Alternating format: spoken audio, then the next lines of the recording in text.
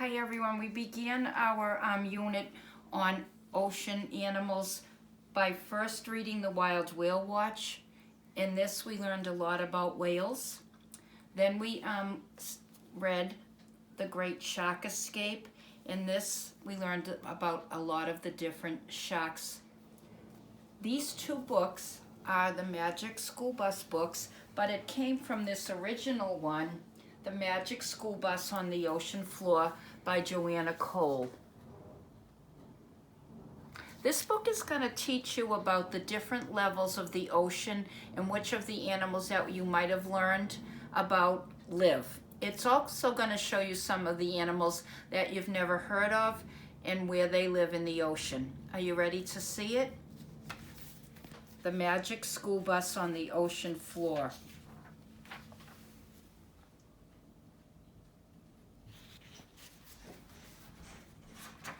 It's by Joanna Cole, illustrated by Bruce Dagan. It was the end of the day, and it was hot in school. We had been working for hours on our ocean science projects. All of our work made Miss Frizzle very happy, but it made us very tired and hot. Wow, it's hot today. Not Miss Frizzle's dress. Yeah, it's cool, man. They set up some of their projects. He made sea urchins out of clay and toothpicks, and sea urchins crawl on the ocean bottom. They eat plants. They have sharp spikes to protect them. And look at Miss Frizzle's dress. No wonder why they said that it's cool. See the fans and the snowflakes? It must be the end of the year like it is with us. Doesn't learning about oceans make you happy, Arnold? Actually, it makes me feel kind of crabby. And inside this tank is a crab, a hermit crab. They live in shells, and as they get bigger, they have to find a new shell for their home.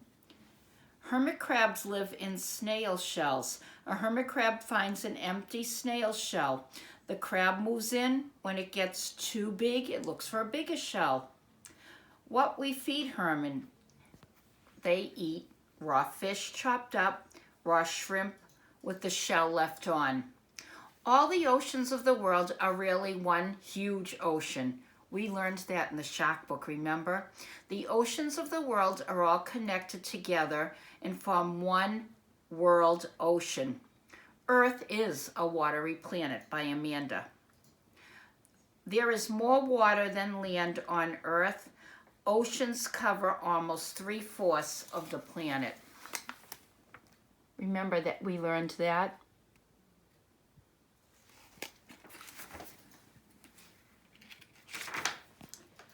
We were putting the finishing touches on a display about how ocean animals swim when someone said, "I wish we could go swimming." Swimmers in the Sea by Shirley, John, and Ralph. Fish sweeps tail from side to side. Whale's tail moves up and down. Jellyfish opens body like an umbrella, then closes rapidly. Squids takes in water and forces it out. And scallops opens and closes their shell rapidly. Look at some of the different marine animals and how they move and swim. Miss Frizzle looked up. Without warning, she said, "As a matter of fact, children, I've been planning a class trip to the ocean for tomorrow." Everyone cheered. Sometimes having a weird teacher isn't so bad. Did she say ocean? Where we can swim and play? Is she serious? Don't ask, just pack your beach bag. Why is the Ocean Salty? By Tim. Much of the salt in the ocean water comes from rocks. Rocks have salt in them. When rocks are worn down by water, the salt goes into the water. Most of the salt in the ocean is the same kind we put on our food.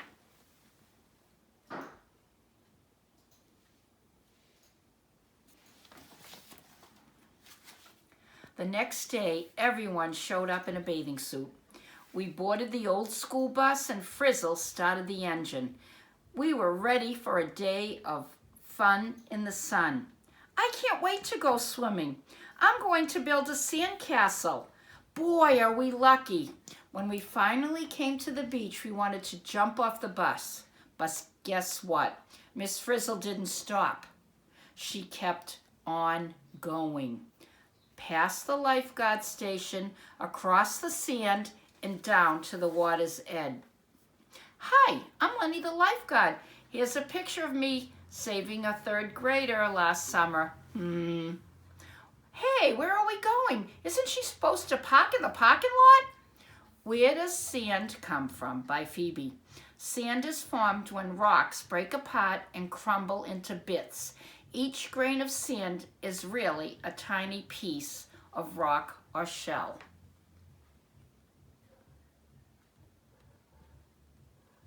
Let's see what happens next. We are now in the intertidal zone, said Miss Frizzle. That is the part of the shore that is covered with water at high tide and is uncovered at low tide. Tides rise and fall every day. When the water near the shore rises and gets deep, it is high tide. When the water falls and gets shallow, it is low tide. Tides are caused mostly by the pull of the moon's gravity on the earth in its ocean. Here's our lifeguard showing pictures of him saving someone. Here I am saving a grandmother, and this is my famous rescue of Muffy, a beloved family pet. Notice that the people on the beach don't even care. Out the window we saw tide pools, which are puddles of water left on shore when the tide goes out. We were hoping the Frizz would let us out, but no such luck. She kept driving full speed ahead. She said we were going to the beach. No, she didn't. She said we were going to the ocean. I guess she really meant it. Here's a little picture. There's the intercoastal zone. Here's a picture of a tide pool, and here are some of the animals that are in tide pools.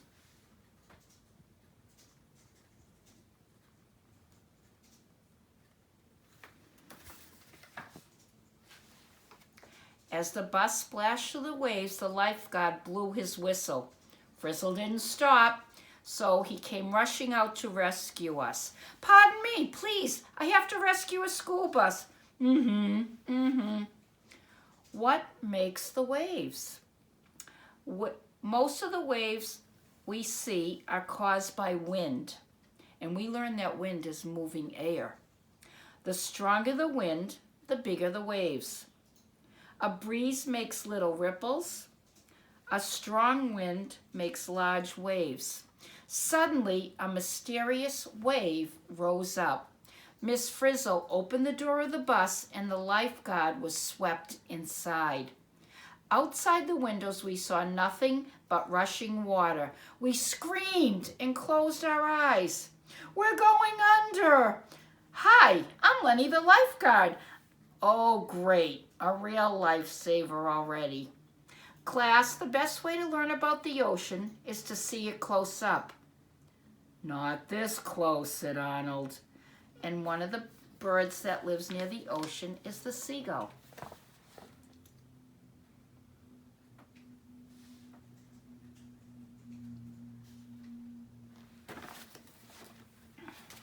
When we finally opened our eyes, everything was quiet.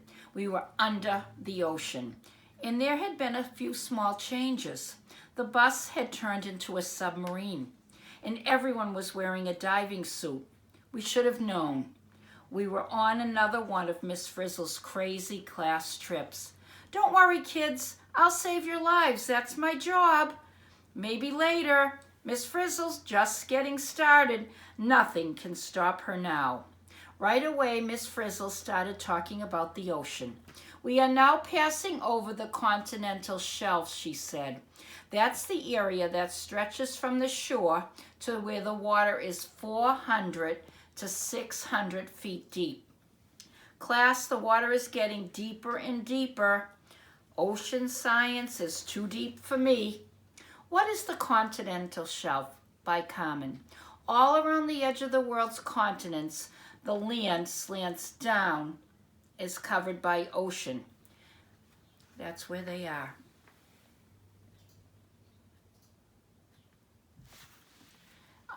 A New World by Dorothy Ann. A continent is one of the 7 main masses of land on the earth.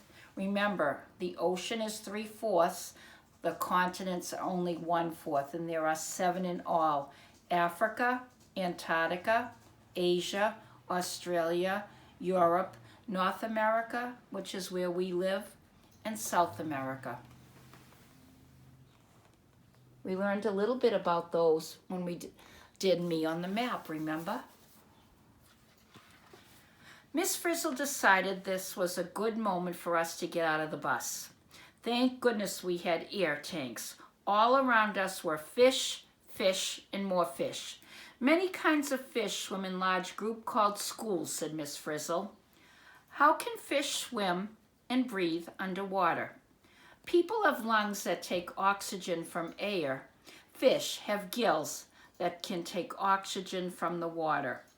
Water flows into the fish's mouth, then the gills, and out through slits in the fish's side. We saw that with the shark, remember? Look, a school of fish. Look, a school of children, said the fish. I wish we had a bus like them. Down below on the muddy bottom, lobsters were catching crabs. Starfish used their arms to pry open clamshells, and jellyfish floated past, catching small fish with their stinging tentacles. The ocean was teeming with life. Most of the seafood we eat comes from the continental shelf, Arnold. I thought it came from the supermarket shelf. When is a fish not a fish? When it's a jellyfish, by Gregory.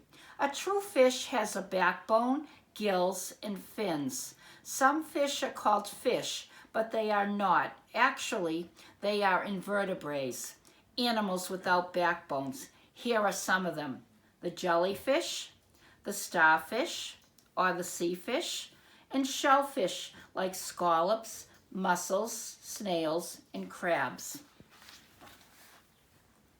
So this is the continental shelf where most of the fish that we eat live.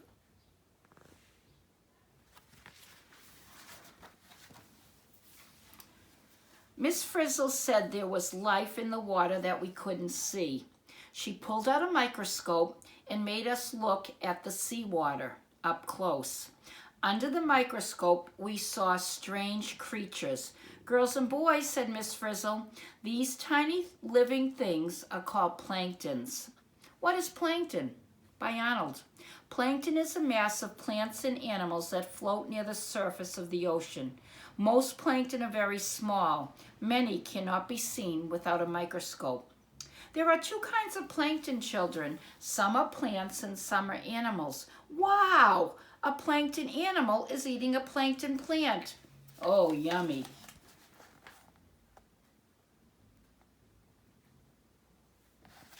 We tried to listen, but we felt nervous. We noticed some dark shapes coming closer and closer. Where have I seen that scary shape before? Does the word shark mean anything to you?